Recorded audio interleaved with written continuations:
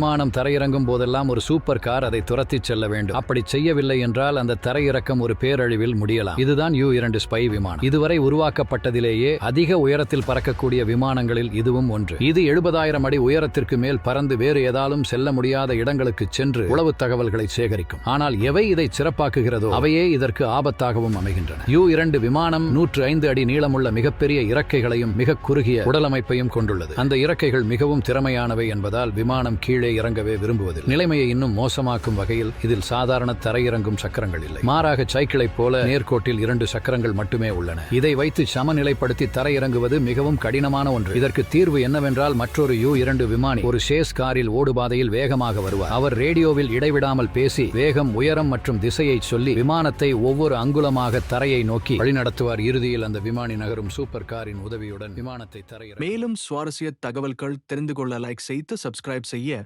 மறக்காதீர்கள். உங்களின் ஆதரவு எங்களின் ஊக்கம்.